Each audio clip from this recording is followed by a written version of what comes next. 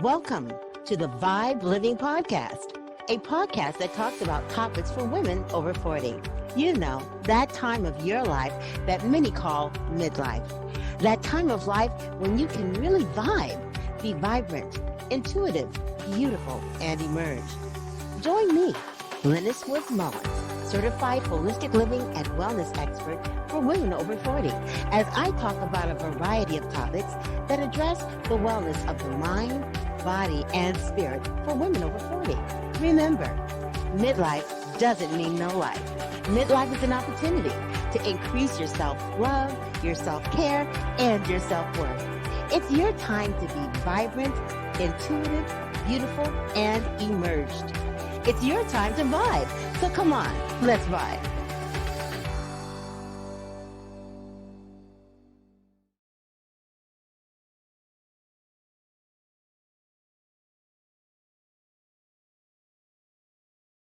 Mojo. Hey everybody, it's Lynnis and welcome to the V.I.B.E Living Podcast. We're doing an experiment. Normally when I do the V.I.B.E Living Podcast, it is just me and I'm just talking to a microphone. But today we're going to be doing the V.I.B.E Living Podcast, streaming to all throughout Facebook and YouTube. So this is going to be live and exciting. I am really excited, but first, I digress. I'm Lynnis woods-mullins, and I am your holistic living and wellness expert for women over 40. And I specialize in helping women to be well in their mind, body, and spirit through holistic practices, fitness, spiritual renewal, and nutrition. I've been doing this for 12 years exclusively online, and I cannot tell you how excited I am to see so many of my midlife sisters taking advantage of networking and supporting each other online. Today, I wanted to do something that I've just been noticing in my Wellness Woman 40 and Beyond group and also in my V.I.B.E series group, that so many of us have questions about menopause. In fact, some of the questions that I'm seeing, I want to say, honey, you're just in menopause. Ain't nothing wrong with you, you're just menopause.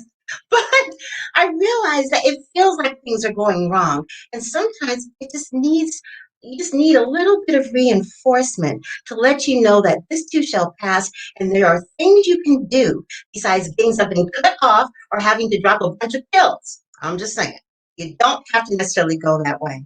So I have with us today some wonderful experts in the field of menopause, and I'm just excited to have them. These women happen to belong to my Wellness Woman 40 and Beyond group. And I asked one day, I said, listen, I need some experts on menopause. Anybody interested? And these ladies heeded the call. So I'm really excited. I'm going to bring them on right now. We have with us Erin Walker, Dr. Omenia Tahiri, Kelly Page, Barbara, and Krista. Hello, ladies. Hello. It's wonderful to see you. First of all, thank you so much for taking the time out to spend some time with our other, maybe soon to be menopausal sisters. I don't know if they're pre, post, during menopause, but somewhere in their schedule will be something that feels like menopause for sure. So I thought this would be a good time to come together and just talk a little bit about menopause and what it is, what it isn't. Rip off the band-aid of everybody not talking about it and just expose our soft underbellies and talk about menopause and do it with Mojo because it's nothing to be afraid of. In fact, let me tell you, it could be something to celebrate. Let's face it, you can have sex and not get pregnant. That's one of the things. So anyway, let me ask each one of you to introduce yourselves and tell us a little bit about you, and then we'll just get started into asking some menopause Mojo questions. So I'll start with Erin Walker. Erin, introduce yourself, please. Thanks, Lynnis. Hi, everybody. My name is Erin Walker. I am a wife, a mom of 4 boys, and a certified integrative nutritional health coach and bioenergetics practitioner located in the Atlanta, Georgia area.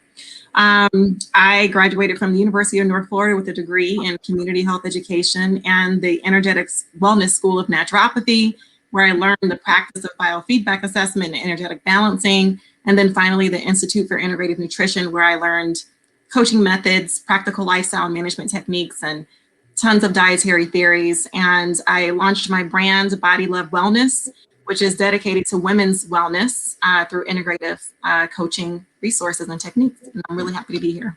Thank you, Erin. And I want to make sure I'm saying this right. Dr. Romina Tahiri? Romina, yes. Romina, okay. Thank you so much. Please introduce yourself. Thank you, Lynnis, for having me, and I'm very glad to be here. So I am a doctor in traditional Chinese medicine, and my background is in psychology and microbiology, but I've started Chinese medicine, and since 2009, I've been teaching and practicing. And then just recently, I decided to convert everything to online, and I'm providing telehealth sessions, which is basically one-on-one consultations for women and helping them overcome their emotional and physical problems. Fantastic. Well, we're lucky to have you here. Thank you so much. And Thank we'll go you. next to Kelly Page. Hi, I am Kelly Page. I'm a transformational health and nutrition coach for women over 40. And I like to say that I help women feel lighter in their mind and body, because sometimes it just feels like the older we get, the more weighed down we feel physically, mentally, emotionally. So I work with women to help them drop weight and reduce stress so they can have more energy and greater balance. So you can show up with more confidence and just feel stronger and healthier no matter your age. Thank you so much. And you're absolutely right about that. I believe we can do that no matter what. And Barbara McClure, please introduce yourself. Yes, I'm a registered nurse. I'm a mother, a grandmother, a great-grandmother. So I've been through the journey. So now I'm assisting daughters through the journey. So anyway, I have a medical wellness center in Snellville, Georgia, outside of Atlanta. And I combine with a physician, Dr. Lynnis, and we practice functional medicine. And so that means a kind of a combination of traditional and non-traditional. We both support women through menopause. I have a passion for supporting women. And so we use things like bioidentical hormone replacement and nutrition, exercise, and all that combined together.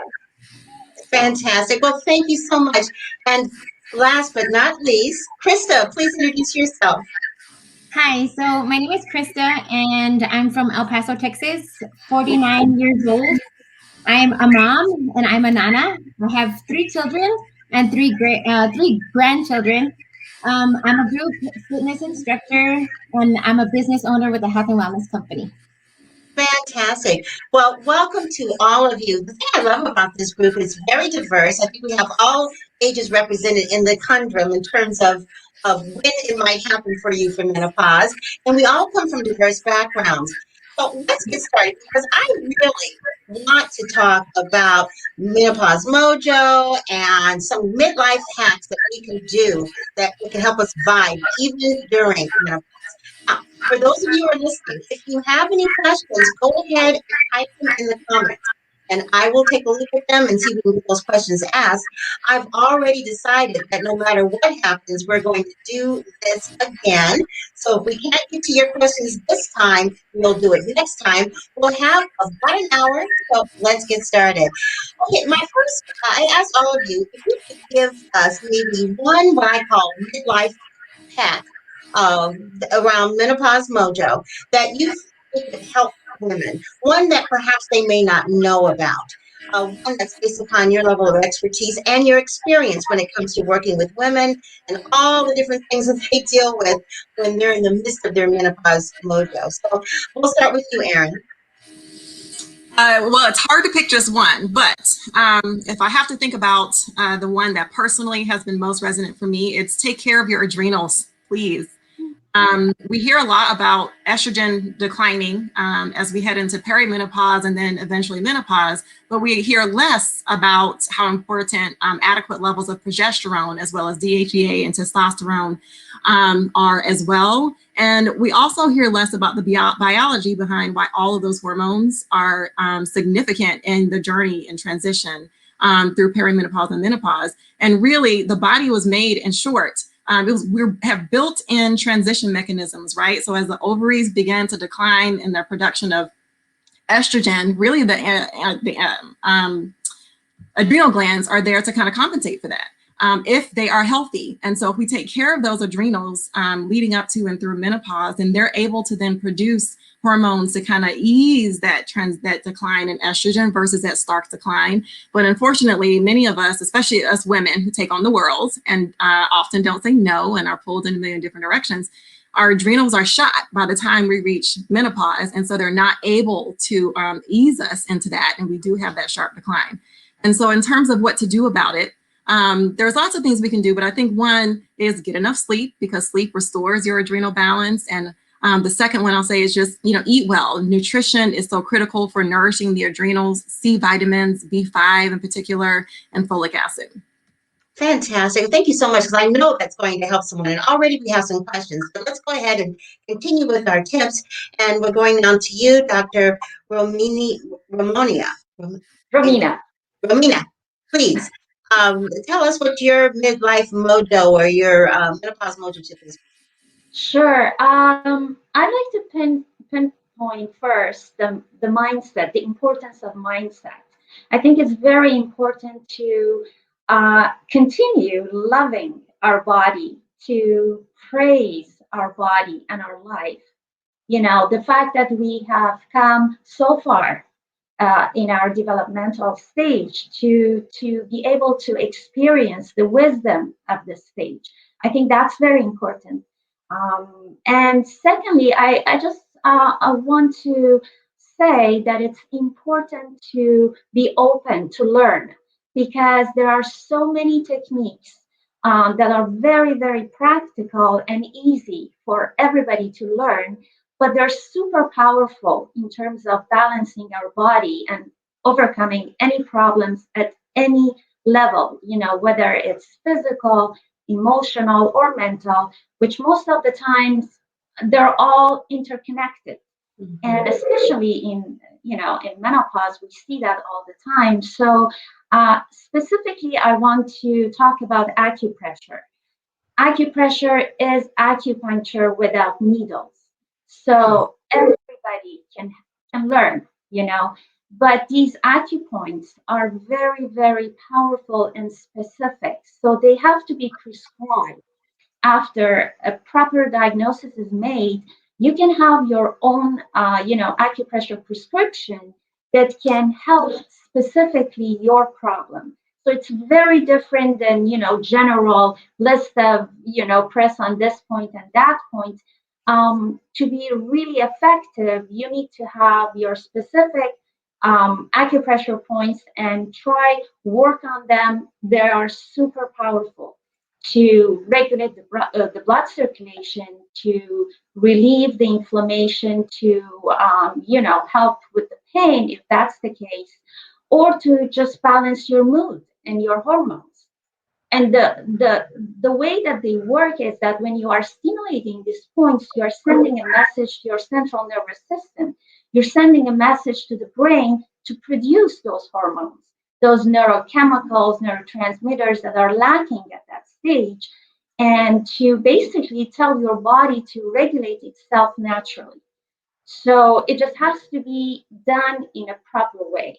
Mm-hmm. And so that's basically my message to everybody, to let the word out, because I know a lot of people don't know about it. Well, thank you for sharing that. And I've heard of that before, but I've never heard it explained quite that way. So thank you. And I know there's going to be some people who are interested in finding out more about that. You're very welcome. And we're going to go next to Kelly. Hi, Kelly Page. Hi. What is your tip? I'm loving the tips already, but what I want to add is one of the big areas I work with women on is keeping their blood sugar balanced. So many people come to me about, I'm eating the same, I'm exercising, why am I gaining this weight? And blood sugar can have a lot to do with it, specifically looking at cortisol and insulin, because those things change as we get older. And I kind of go look at it in two different approaches. By one, with the food that we're eating impacts our insulin, and their stress levels impact our cortisol. So managing stress and managing what you put in your body can have huge, huge implications that you can do, for free without prescriptions. And that's usually a first line of defense. I like to look at, all right, what are you eating? Because our food can just really impact our mood, our sleep, our hormones, everything. So when we eat carbs or sugar, insulin comes on, grabs it, tries to take it into the cells, converts it into glucose, and ideally we use it as energy. Ideally it is used up and perfectly, it runs perfectly, but that doesn't always happen as we get older. We can get excess insulin in our system, and when it's sitting around in the blood, it can turn into fat, and that appears right around our belly. So managing how much refined carbs and sugars we're eating can have a huge impact on so much on your energy. And yeah, we all want a nice waistline, but we want to feel good. We want to think well. Right. And so when we are eating the right nutritious foods, keeping our blood sugar balance, we're going to feel better, we're going to look better, and things are just going to operate differently. So I always say, let's look at your food, eat nourishing foods, watch the refined carbs and sugars. And then from a stress standpoint, which I know we've talked about a little bit, just making sure we're finding time to be quiet, get some stillness, move into our body, out of our heads, and just be able to quiet things down. That will keep our cortisol levels at a good level so that our blood sugar doesn't spike again. So those two things will help do so much without having to go to a doctor or get a prescription. That's fantastic. It seems like such an obvious thing, but people don't really realize that our food truly is our medicine. So thank you for bringing that up, because that is so important. And let's see, who do we have here? Barbara. Yes. Welcome. Welcome. Thank you. Glad to be here. But I want to say dittos to the other ladies, because there's some of the similar things that we talk about and do as well. And I want to encourage the women that they know that going through menopause is not the end of the world. A lot of women get very upset and they feel like their life is ending. They're not going to be women anymore. They're not going to be attractive. Excuse me. But that's not the end. And as you mentioned before, when you're all finished, be sure to protect yourself before you are finished, because you just might have that menopause baby, as they call it. And you don't want to go there if you don't want to go there, right? So anyway, when you finish, you don't have to worry about that pregnancy. It's also a time that we can renew our lives. Most of us, our children are growing up. Maybe they've already grown and are out of the household. And it's the time for you to start saying, gee, what do I want in life? Where am I? We start getting our mojo back. We had it before, and now we've been nurturing everybody else. So now we are, okay, it's our turn. And so, I think about women in my age group. We're doing lots of things that other women weren't doing years and years ago, because we are healthier. We're doing the things that take care of ourselves. We've been learning about menopause. We were kind of the experiment, I think, for you girls that don't know. I don't know, Barbara. I think you and I are pretty close to the same age. I'm not sure about that. Well, I'm 76, so. Okay, no, we're not. I'm 63, but that's okay. It's all right. Well, you look wonderful. Wonderful. I want to mention bioidentical hormones. And another item, real quickly. Bioidentical hormones are not a bad thing. Hormones that come from artificial things, yes, you can have a lot of complications from them, but these are molecularly designed and they exactly mimic our own in our body. They're compounded. They're not given indiscriminately. You have to have hormone evaluation from your blood, and some doctors use saliva, but we use blood. And it's evaluated, and according to that, your hormone rebalancing is done according to that. Then it goes to a compounding pharmacy. They make the prescription for you, and you can either use it as a cream or you can have pellets inserted that last for 3 months. But the side effects of the artificial hormones are not there. So it's very safe. I've been doing bioidentical hormones since I started menopause, and I'm not going to stop. They'll tell you that, you'll be told, oh, you can't take hormones after you're 60 or something like that. Well, that's okay for some people, especially if it's artificial, but you can continue these as long as you want to take them and you're healthy. I know some of the physicians that I've learned from have women that are nearly 90. So They're healthier. It protects our heart, our brains, our bones, everything. Every cell in our body has hormones in it. So we have to protect that. And so I would say do all the natural things first. You can do whatever is natural first. And then if that doesn't hit it for you, or you're still having issues, then go on to rebalancing your hormones, perhaps with diet. And I'm glad you mentioned that too, because everybody is different. Because I approach things holistically, I always encourage people to see what they can do holistically first before they go that route. But there's some people who go that route because the other things just weren't working, or they couldn't find the right combination, or in some cases they were just too miserable to do any more experimentation. And you don't want to be miserable, and you don't have to be miserable. Right. I'm going to go to Krista, and then one of our other experts just joined us, so I'm going to bring her on in just a second. But Krista, you're next. Thank you so much, Barbara. Hey, Krista. Okay, so I just want to say that we all have to be open about really what's going on with our body. And this is not a taboo subject anymore. And it shouldn't have been a taboo subject, years ago anyway. But I want to thank that I was able to see my older sister go through her menopause era before it hit me. And I remember she lives in Phoenix. I remember going over to her house, and it was November, like maybe about 10 years ago. And she had the air conditioner going. And I'm thinking, what is wrong with her? Why do we have the air conditioner on? This is crazy. And she would have air conditioner, fans going on. And all of a sudden, she would go through this crazy hot flash. And I say crazy because I've personally experienced them myself now. And, she told me, it's that time. And I'm thinking, that time? I knew a little bit about menopause, not too much because I wasn't there yet. And so she would tell me, just wait. Okay. And then all of a sudden she'd have this little, little spurt of emotions, and they were good emotions.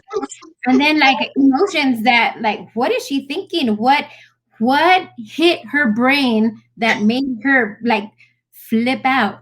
And that's because, and I use the quote flip out because from somebody else's point of view, they see us as flipping out or our mood swings, but in reality, we can't help it.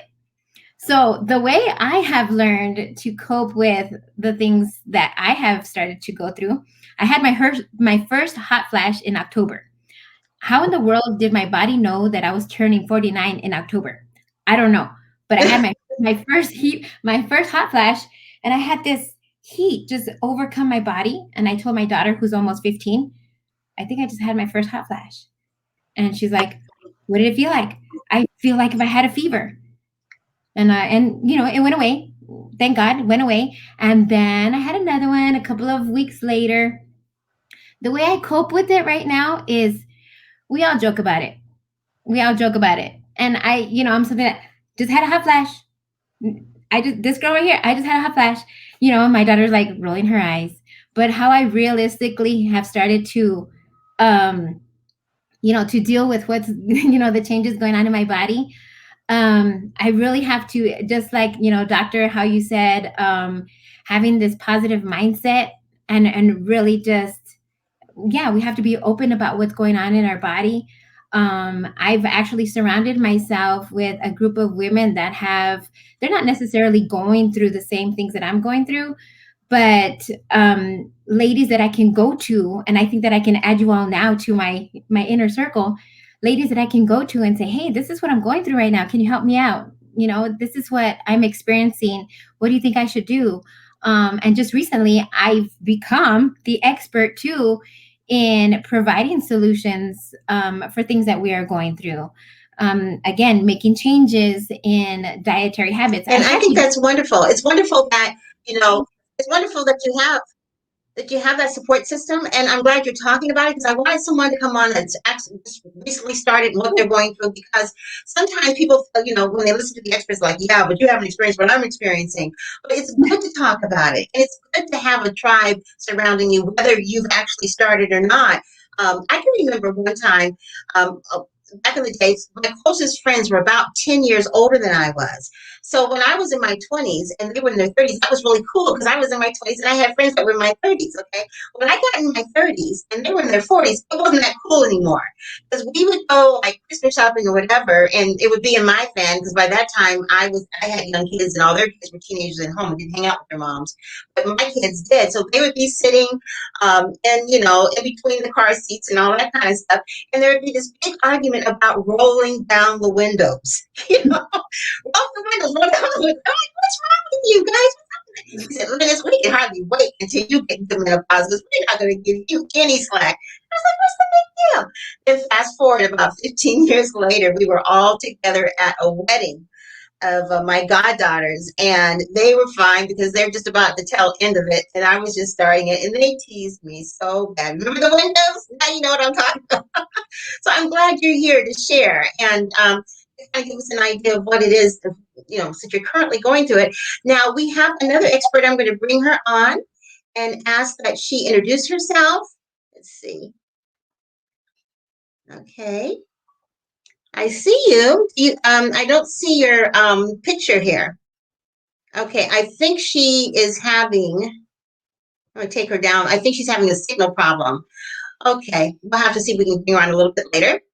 I'm so sorry we're having that signal problem. So you all have given tips on things that we could do. Now, here is a question from the audience, and I would like you to each, take a look at it and see whoever wants to answer it first, raise your hand so we're not talking over each other. But here's the question, and the question is, do you all experience foggy brain even with good sleep, excellent nutrition, exercise, and low stress and lots of water? Yes, Erin. I'd say the first thing when I saw that question that I thought of is I'd have a million questions, right? I'd want to know, well, what is it that you're eating? What's your diet? Because there isn't a one size fits all approach, especially as we get later in life to what healthy means. You may have to make some adjustments specific to your health profile. And also as I mentioned earlier, because when we get older, our bodies are just tired in a lot of ways. If we have years of maybe, poorly managed poor sleep or not eating well, that can catch up to us. So you might need a little bit more, right? It might be supplementation. You might need some labs done that can help you determine, are your adrenal fatigued? Is your thyroid fatigued? Do you have insulin resistance? So I'd want to know a little bit more, right? Because to peel back the layers so that you can figure out specifically what's the root cause of continuing to have challenges despite those changes. Okay, fantastic. And Dr. What you say? Sorry, I can't hear you. Oh, you can't hear me? Can you hear me now? It's better, I think. Okay. I was asking, what would you say in terms of this question? Do all experience foggy brain, even with good sleep, excellent nutrition, exercise, and low stress, and lots of water? Yes, I have to completely agree with Erin because, sometimes we think that we eat right because, by the book, we think that, I'm eating all the healthy foods, but maybe those things are not necessarily beneficial for the person at that stage. So that's why we need to really look into what's going on because a lot of times I see that. It's important to ask the opinion of an expert, I would say, in this case, to really see what's going on and things that we believe that are right for us are really good for us at this particular stage. So that's something that I would like to say. Yeah. Yes, Kelly. I was just going to add one other thing. I 100% agree with what both of the other ladies just said. And I know one thing my coaching clients have seen a big benefit from, and I don't know if this is going to be your case, but is eating healthy fats for brain health. I know as when we get into midlife and we get that weight gain, we're like, ooh, no fats for me. I'm going to gain weight from it. But our brain is made up of 60% fat. We need to feed it what it is made of. And of course, I'm talking healthy fats and avocados and nuts. And I'm also a personal proponent of animal fats. all of those things are great for hormones, for brain clarity, but again, work with the doctor to make sure there's nothing else off. But I have had a lot of coaching clients really see a lot of benefit, brain clarity with an increase in healthy fats. You know, you're absolutely right about the healthy fats. Omega-3 is really important because of the brain. But I have to say, for years, I've been basically a vegetarian. And towards the tail end of my menopause, I felt the need to eat turkey. Now, as I mentioned before, I had an anxiety disorder. I would get a craving for turkey, which was really strange. I usually only eat it once a year.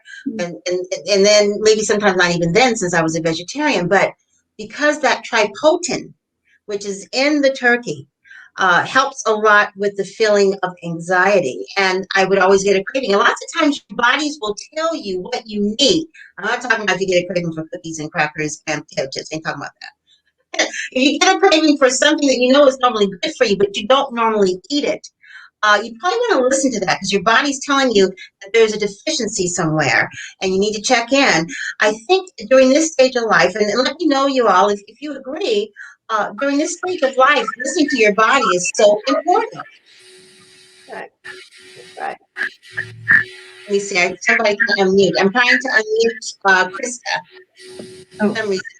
Okay, there you go. Yeah. Would you agree with that? Absolutely. I definitely do agree with that. Absolutely, I do. I am going to add in that, of course, you do have to evaluate and get, an expert's opinion on what you're going through. But I know that adding in the omega-3s has helped me personally also. And I'm not a big fish eater, but I had to find those, the omega-3s to start, with the brain activity. And with the with that foggy brain, it's one thing that leads to another. Foggy brain. Why do you have a foggy brain? Probably because you're sleepy. And why do you have the weight gain? In addition to everything else that's going on, probably because our stress level is high. So it's kind of like a domino. It's a domino effect. So once we start taking care of one thing, it's just going to help with our overall health in general, I think. I'm going to mute your mics. Thank you, Chris. I'm going to mute your mics for a minute. I'm going to try to bring on Dr. Shari. Okay, Dr. Shari. There you are. Unmute your mic. Thank you. I'm glad you can make it. I am asking everyone, Dr. Shari, can you hear me? Let me unmute your mic. Okay. There you go. I am asking, okay, welcome. I'm glad you could make it. I am asking Dr. Shari for everyone to introduce themselves briefly, about a little bit about your background and what you do. And then the question is, what is maybe your number one favorite tip when it comes to helping a woman maintain their menopause mojo? My name is Dr. Sherry. I'm a doctor of traditional naturopathy and holistic health counselor, a certified yoga therapist. I help middle-aged women, and this is a common problem. Most of the women, complain about hormonal imbalance. So, what I suggest, my approach is holistic, and holistic health is about body, mind, emotions. So, my solutions include diet, how to change their diet and follow the healthy lifestyle. Vitamins, sometimes, vitamin deficiency could be the cause of the problem. Uh, I teach them, since I'm a yoga therapist, I teach them some of the yoga postures and some of the healing exercise that helps them to reduce the symptoms and help the hormonal balance. um, Relaxation, meditation, it helps to balance the stress, reduce an anxiety, depression. So these are actually my main concentration, and my approach is holistic. I do my best to consider everything: physical, mental, emotional aspect of health. Thank you so much, Dr. Sherry. And you're absolutely right. Taking a holistic approach initially to whatever you might be feeling in terms of menopause is important. Now, here's my other question. what are some of the most outrageous symptoms that you've ever heard of? And people thought it was probably something else, and then they discovered it was menopause. And I'm going to raise your hand who has a question that can answer that. They've worked with someone, and their symptom was like, what? And it was menopause. Okay, Dr. Shari, I'm going to go to you. I'm going to unmute. Everybody's mic muted because of some of the background noise. And also, let me just say, for those of you who are listening, if you have any questions, now is the time. Everybody was asking questions in the group last week, so now is the time. You asked for it, and here they are. 6 experts in the field of menopausal mojo, or actually in the field of helping you get through menopause. So, Dr. Shari, tell us, what's one of the most strangest symptoms that you heard of that was actually tied to menopause? You know, fatigue, feeling fatigue, lack of energy is one of the main concern, so they come and say, I don't know why I have low energy. Even though I take supplements, I'm still suffering fatigue, lack of energy. So I have the solutions. Actually, I believe lifestyle matters a lot. So they need to concentrate on what they eat and change their diet and consider the holistic health approach. So it is effective once they take action and have persistence and patience to practice it. It's important to practice what you learn. So that is That's true. And a lot of the things from a holistic standpoint may not take impact immediately. And sometimes people get impatient with that. And, I always say, it took your body a while to get to this point. So it might take your body a little bit while to respond to the things that you're doing to help it to feel better. And that reminds me of something else. I just got a text from someone, and I mentioned it earlier, but I want to talk about this. They said, have you ever heard of something called menopausal anxiety? And we were just talking about that. So who would like to respond to that? Just raise your hands. I can unmute you. Okay, Krista. And I think I saw somebody. Oh, Krista, go ahead. So I didn't realize that I was going through menopause either until I had that first hot flash. And then I started feeling the anxiety. My heart was racing, and there was absolutely nothing going on. Sitting down on the couch, heart was racing, and I don't even remember what I was thinking about. And I thought, how is this happening? Even waking up in the middle of the night with my heart pounding, it must have been a really crazy dream or menopause anxiety. And really, there's just one thing that I had to do at that moment it was a breathing exercise. Just breathing in through the nose, just like when I am, giving instruction, in a group fitness class, breathing in through my nose and out through my mouth. And that's all it was. And just calming myself down, because there's not much that you can really do when you wake up in the middle of the night, your heart pounding. Yes, Erin. I was going to say, this is one of the first symptoms I had when I started going through the change, and I didn't understand what it was. I'd never experienced an anxiety attack before. And for me, it was directly related to the non-estrogen imbalance in hormones for me, which is why I talk so much about it, because we don't learn as much about it. It was being stressed out. My progesterone was in the toilet, and my testosterone was in the toilet. And my DHA ultimately was in the toilet because my adrenals just could not keep up.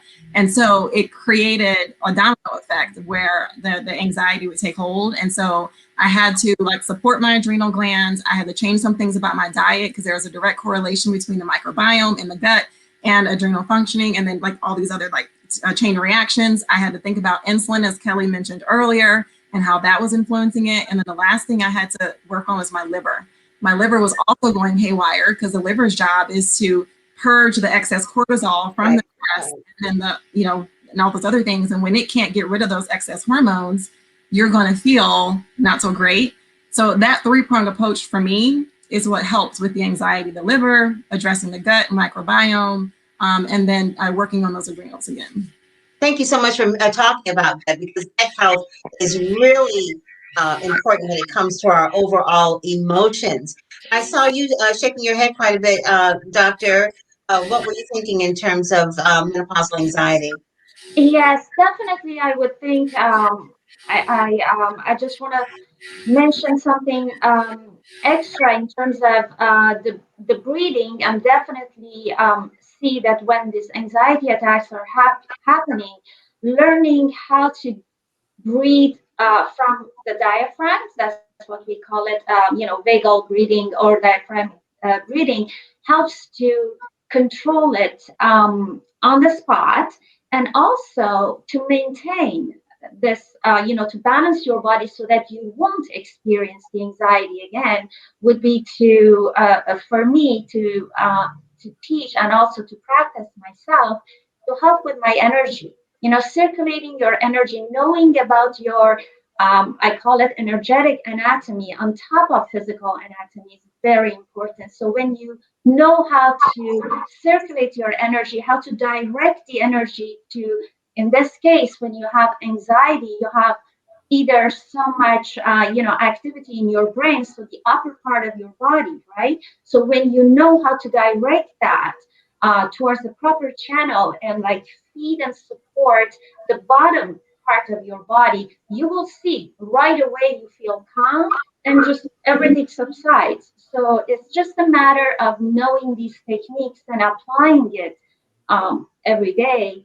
You will see the benefit, and it happens to me, and I'm doing it, and I see the results every day. So that's something that I definitely very passionate about because I know it works. I'm so glad that you mentioned that. I have to say that I feel like I am an expert when it comes to anxiety, in particular menopausal anxiety. But there's one thing that I think that a lot of women do not realize, that when you first wake up in the morning, that's when your hormonal imbalances are really raging when you first wake up, and cortisol in particular is one. And if you are already stressed out for, other things that are going in your life in terms of your overall life, and then you're going through menopause as well, it's like a double whammy of that cortisol. And one thing that I learned was to have movement right away first thing in the morning. And I thought I was doing this. I get up, I do this, I do that, then I go for a walk. When I get up still, even though my menopausal anxiety I'm pretty much out of menopause, I think. I mean, if it ends, I think I'm over. But I do yoga sauna right next to my bed every morning. My husband's like, oh God, we have to do this. I don't care. Because before I was really willing to deal with what was going on with me, I would drink a cup of coffee and it would chase that feeling away. But that was symptoms, not causation. When I start moving, then that's when I really begin to see a major difference in my body. So I just want to mention that movement is key. First thing in the morning really helps. Okay, here's another question here. Actually, it's a statement, and tell me what you all think about this. And then raise your hand. It says, "I tell you what, my menopause has been greatly relieved because I use the endocannabinoid diet, and I utilize cannabinoids." What are your thoughts about that? Well, I can understand that totally because endocannabinoids or external cannabinoids are needed basically when the endocannabinoids inside, like the endogenous cannabinoids, are not balanced. So in many cases, I would say yes. If there is a deficiency, then that external cannabinoids can be helpful. However, we need to know the percentage of the type of cannabinoids you're using. The THC and CBD is important to know. In which case you want more THC, maybe. In which case you don't want to have THC and you want to have a high concentration of CBD. So, but I can understand that definitely in some cases. Yes. Thanks. And I think it goes back a little bit, Lynnis, to what you were saying of listening to your own body's intuition. It sounds like this person who's writing in feels really good taking that. So you should continue it, but also maybe just check in. And when it doesn't feel good or you're feeling a little more off balance, that's time to regroup again. So really important to stay in tune with your body and check in with how you're feeling after you eat, after you exercise in the morning, when you wake up, what is serving you best when you wake up, that sort of thing. That we have somebody text me a question, and they they said, okay, let's talk about the elephant in the room, weight gain. I didn't hear you. What was it? They said, Sorry? okay, let's talk about the elephant in the room, weight gain. I'm not Yeah, sure. okay, Barbara, the question was, let's talk about the elephant in the room, weight gain. Weight gain. Okay, that's it. And before I turn it over to you all, I'll tell you that literally, I went to bed weighing one thing, and I swear to you, I woke up the next day weighing something totally different, and I was like, what the heck? So it does seem to hit you all at once, or maybe I was in denial. Either way it goes, it just hit me all, and that was probably the worst thing about it, but also the best thing because I was always underweight. So I finally had tatas and hips. It really wasn't that bad. But it was very scary because I woke up and I was like, whoa, a different person. So what's going on with the weight gain? Who'd like to go first in answering that question? I'm happy to. Go ahead, Kelly. Yeah, there's a lot of things at play. Our metabolism is slowing. Our digestive enzymes are decreasing, so we don't process the food. And I was talking about this a bit in the beginning about how we become more insulin resistant. And that is so huge because if the insulin isn't getting the food that we're eating into the cells to use for energy, we're not burning it off, which means we're storing it as fat. And you simply cannot lose weight when you have insulin floating around your body. You just can't. It's not possible. So I always say, let's look at our insulin levels, what we can do. And I never like to put anything into a bad group. This is a bad food, but I will say that carbs are harder for us to process as we get older. It is just simply harder for our bodies to break down. Doesn't mean that you need to be on a no carb diet, but just make sure they're not the processed refined carbs, the refined sugars. Those are the things that really slow us down and can get stuck in the bloodstream and turn into fat. And it goes right around the middle. That's where it goes. They call it the midlife middle, which is kind of rude, but it is what it is. But it is possible, and it goes back to that, just eating really nutritious food that looks like food, protein, a healthy fat, and I like non-starchy vegetables. I think that makes a really good clean plate and will keep you full of energy. Any other yes, Erin. Oh, wait, let me unmute your mic. Okay, there you go. 100% underscore everything Kelly just shared. And something else I was thinking about was whenever I have someone comes to me with like a stubborn weight loss, I always ask questions around stress. We keep going back to that, I know, and also how long they've had hormonal imbalances. Because again, if the liver, which I consider the liver to be like one of the crown jewels of organs with a lot of these things, if it can't keep up with the demands of the cortisol it's trying to clear out of the body, and you have other hormones that are also out of whack, and insulin resistance, it's just going to shove that stuff into fat cells. But to protect you, it's going to keep it there. So no matter what you do, it's not going to release it because it's a protective mechanism. Because as soon as it releases those things, it needs to be able to get them out. They're toxic. And if the liver knows it can't do it, it's not going to do that. So I think it should even underscores an even more important reason to be aware of the underlying hormonal balances that might exist outside of estrogen, for example, appreciating how stress can exacerbate that and really beefing up the liver's ability to keep up with the extra demand that we have on it as we get older by doing all the things that Kelly just said. Now, I know detoxification of the liver is important. I want to come back to that. But Barbara, you were going to say something? Right. I agree 100% with everything. But one of the simple things, too, is if we're not sleeping and getting adequate sleep, it will increase weight loss.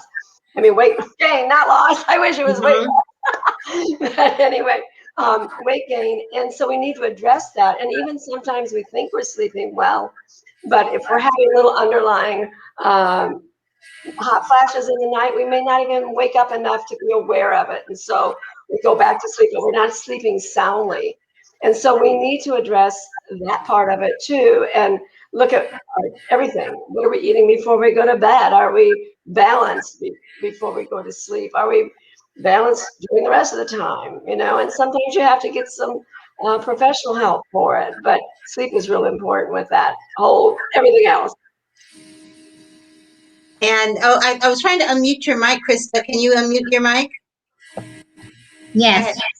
I 100% agree with everything. I really do want to stress on the sleep, because I mean, when I am talking with either a personal client or somebody that I'm helping with, our health and with my health and wellness company, I do have to ask them, do you feel like if you are under stress, and just about 99% of us are under stress. Do you feel like you're getting enough sleep? How many hours of sleep do you get? Do you wake up in the middle of the night? So sleep is extremely important to getting rid of that extra weight gain, especially in that midsection. And usually when we have that midsection weight gain, it's because our cortisol level is high. And it's okay to go to solutions that are plant-based.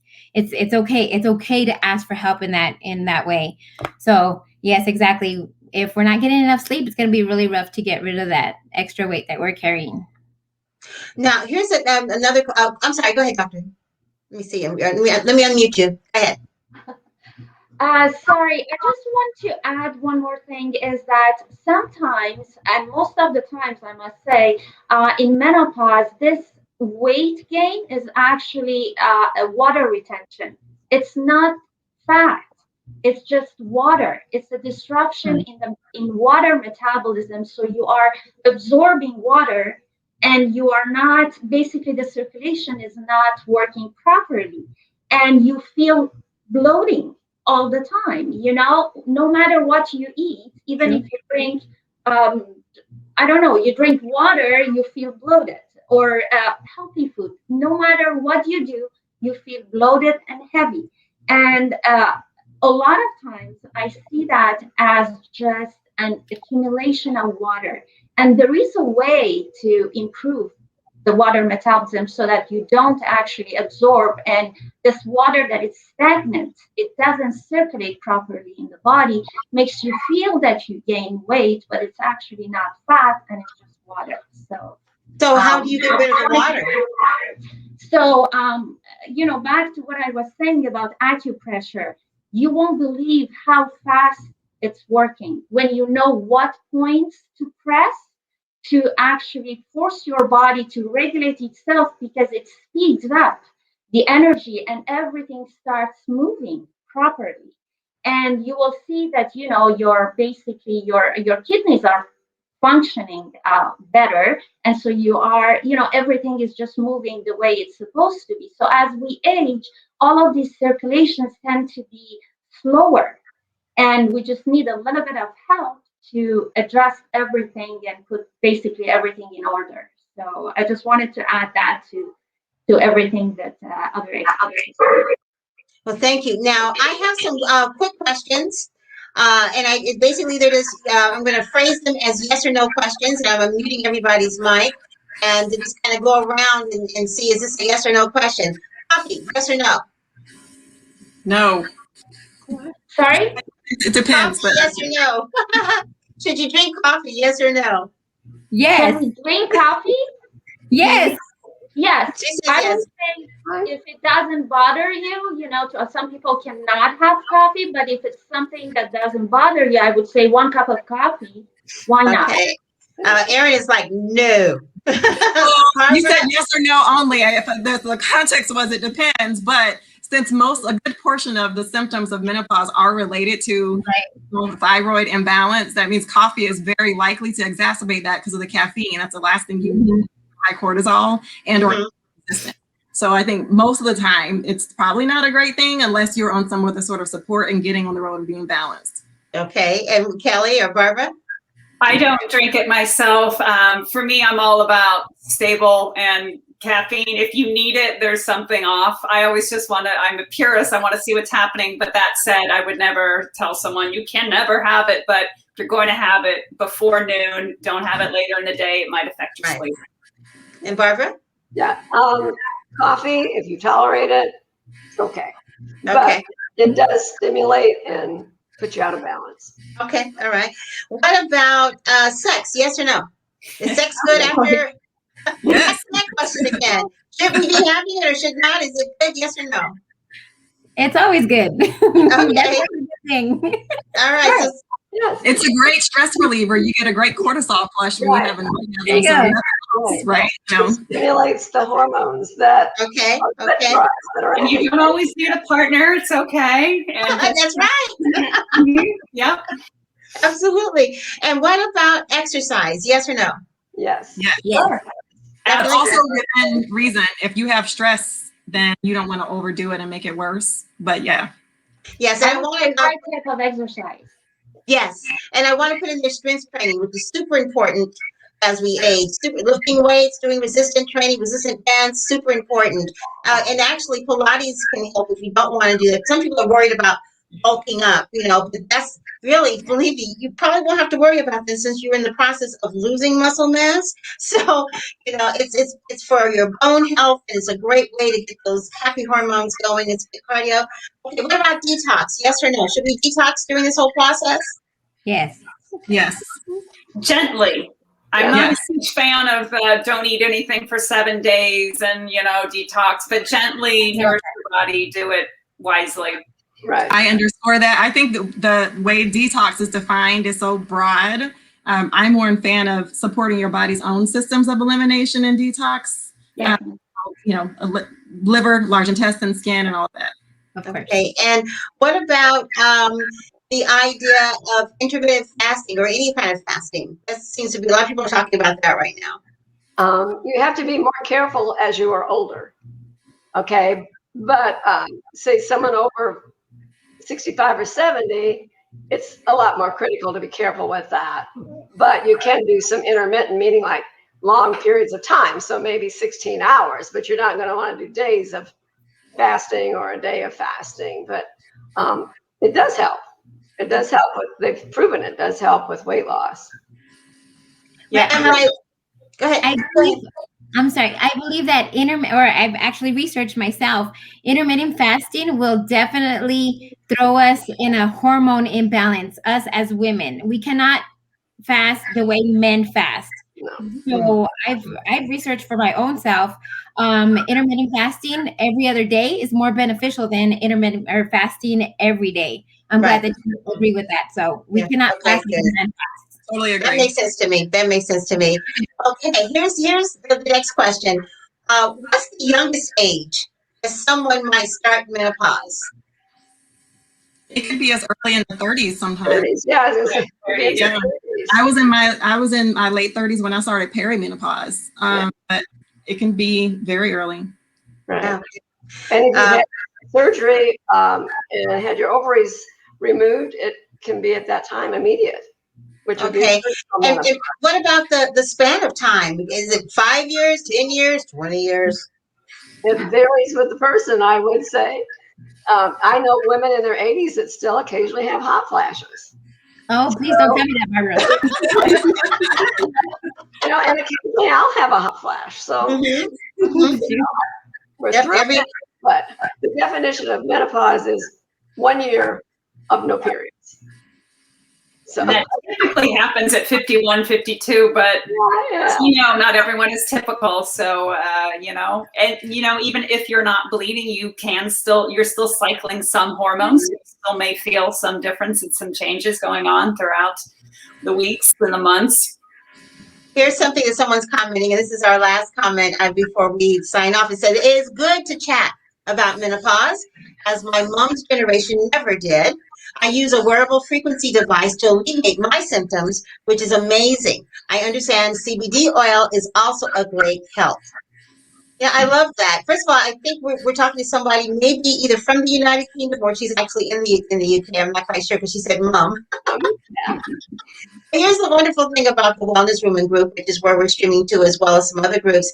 There are women represented from 88 different countries in this group. So thank you. I'm so glad we've had such a diverse group of women. Erin, Dr. Romina. Romina, I'm going to get that right. Okay, so Erin, Dr. Romina, Kelly, Barbara, and Krista, thank you so much for being willing to come in and share your expertise. It's wonderful. And let's start with Erin. For people who want to find out more about what you do, Erin, where should they go? You can visit me at my website at bodylovewellness.net or either one of my social media pages on Facebook or Instagram. Check me out, send me a DM. I'd love to chat. Okay, and Doctor, what about you? Sure, you can reach me on my Facebook or Instagram page, and yeah, just send me a direct message. That's the easiest way. Okay, and Kelly? I'm at tastingpage.com. I have a health and wellness website with lots of free recipes too, and health and wellness inspiration, and Facebook and Instagram as well. Fantastic. And what about you, Barbara McClure? I'm at adefinedimage.com. Okay, and Krista? You can go to my Facebook page, Krista Barcelo Sanchez, or if you want to visit my website, it is kristabsanchez.itworks.com. We're a plant-based health and wellness company. Fantastic. Ladies, thank you so much for sharing. And I want to tell everybody who's listening and everybody who happens to be looking, whether you're listening now or you're looking at the webcast or listening to the podcast, for those of you who do not belong to the Wellness Woman group, you need to come on over. Look at these fabulous women who belong to the Wellness Woman group. And I also want to invite you to also join the V.I.B.E series group. The V.I.B E series group is all about my group coaching program. It helps women to be well in their mind, body, and spirit. I'll tell you a little bit more about that in the commercial I'm going to show in just a second. But thank you again, ladies, so much for being willing and being able. We're going to do this again real soon. Thank you so much. Thank Thank you you. very much, Lynnis. Bye-bye, you, ladies. everybody. Thank you. Bye. Once you've gotten to that point in your 40s and over 40s, you really begin to think, okay, I know there's more out there that I need to be doing, but where do I start?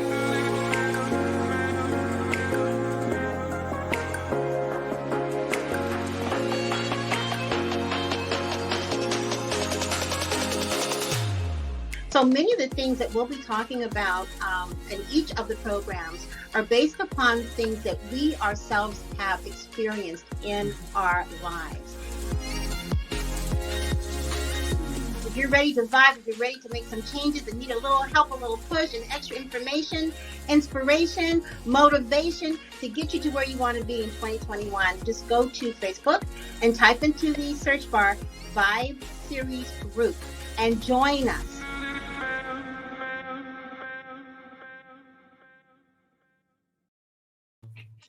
Thank you for listening to the V.I.B.E Living Podcast. Please feel free to download, rate, share, and like the show. To find out more about living a V.I.B.E life, go to my website at wellnesswoman40.com or email me at vibelivingpodcast@gmail.com. Have a fantastic day, and don't forget to vibe.